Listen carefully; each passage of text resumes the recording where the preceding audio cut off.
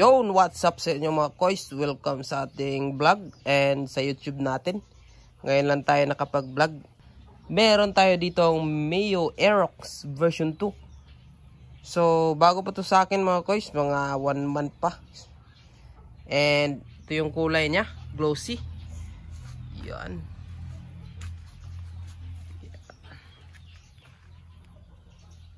At ayan mga koys, meron tayo ditong RS8 na oil, yung R9 full synthetic.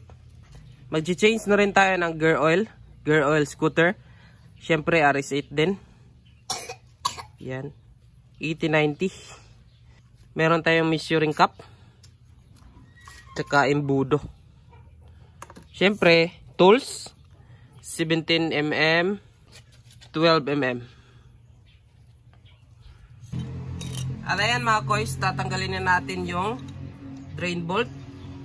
Yan, so gamitan natin ng 17mm.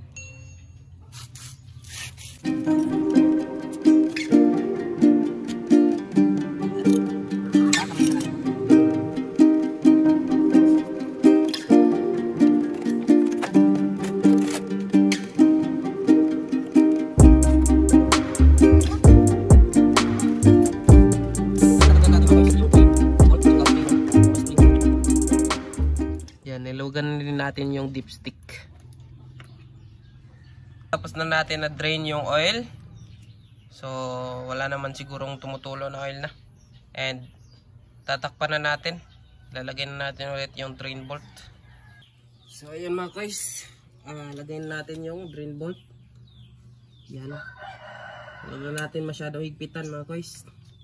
So paglagay naman ng oil mga guys, makikita natin dito sa dipstick or yung takip niya na 900 ml recommended. So yun lang yung ilalagay natin dito sa Yamaha Aerox version 2, 900 ml. 1 liter to mga koys. And babawasan lang natin ng 100 ml para swak na 900 ml yung mailalagay natin dito sa Yamaha Aerox.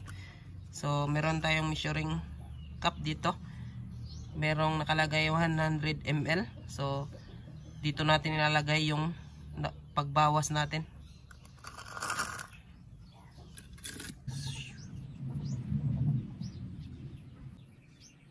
Magsasalin na tayo ng oil. Syempre meron tayong embudo.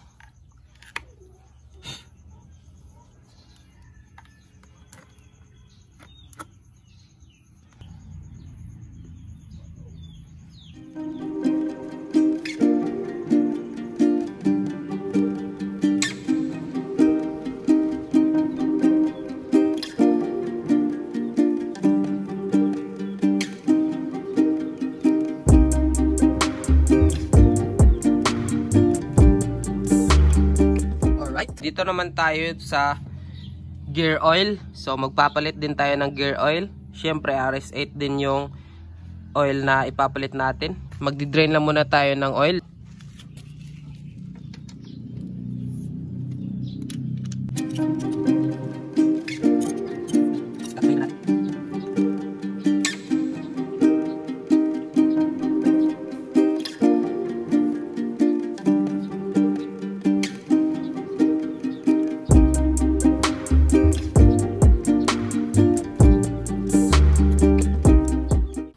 Alright, so tapos na natin na drain yung gear oil.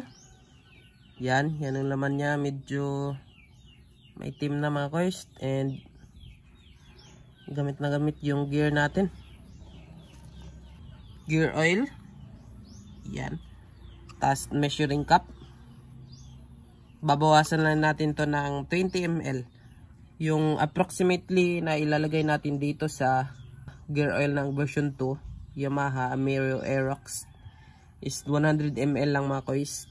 And itong nabili natin is 120 ml. Babawas tayo ng 20 ml dito sa gear oil. And meron tayo ditong measuring cup. Merong 20 ml dito.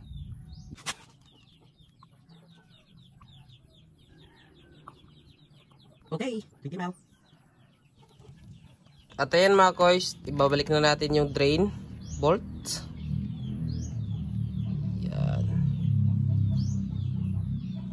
Huwag kalimutan yung may washer mga koys sa pagbalik.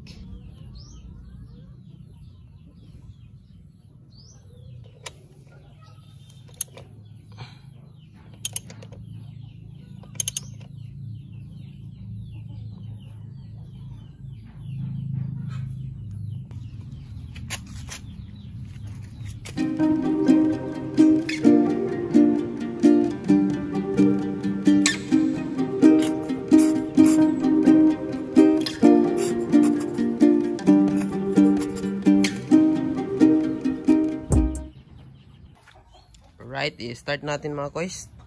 Preheat.